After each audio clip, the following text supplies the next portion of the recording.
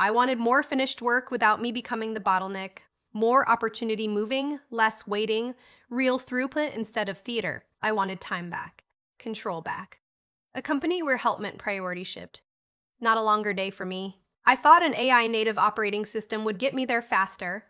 Capable agents, a light board, work finishing, not a demo, not a slide deck about agents.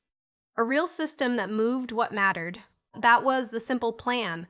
Give the system room to run and watch throughput rise. Then I opened the operating dashboard.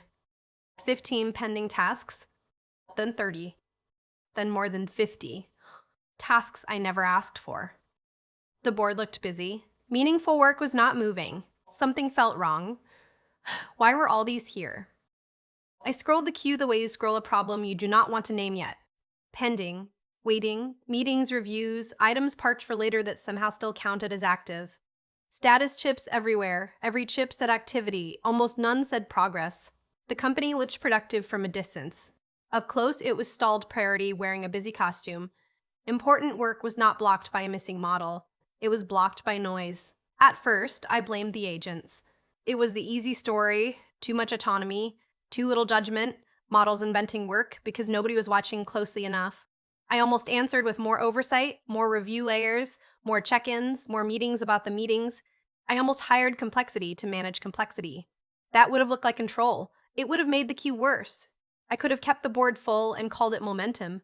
I could have replaced models and pretended the habit would change itself. I did not want either of those stories. So I stopped interrogating the models and investigated the system. I looked at how a single idea became a task, not the fancy capability story, the boring operating habit underneath the dashboard. Planning and execution had been combined. Every future idea, every we should, every later, every nice to have, became an active task the moment it was named. Notes turned into commitments without a gate.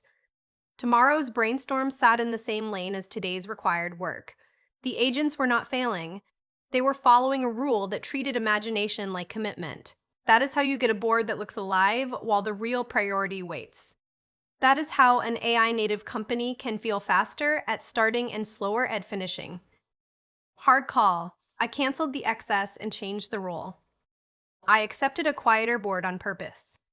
Less visible activity, more honest control. The cost was immediate. The company would look less busy. The benefit was the only one that mattered. Priority could move again. Create only what must be done now, complete it, review it, then create the next. Future work stays in notes or backlog.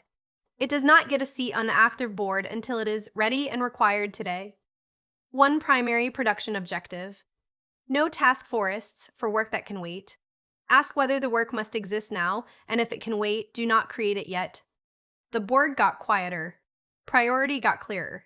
Control came back, not because we hired more agents, and not because we gave them more freedom. The limit was mine to set. I had blamed the tools first. The operating habit was the real overload. The difficult decision was not technical. It was managerial. Choose clearer limits over the comfort of a crowded board. AI did not remove the need for strategy. It made the missing strategy visible. AI does not always need more freedom.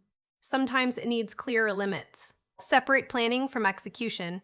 Keep ideas in notes until they must become work. One primary work item at a time. Finish before you invent the next forest of tasks.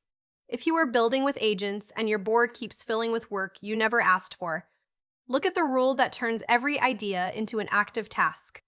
The fix may not be a smarter model. It may be a clearer limit.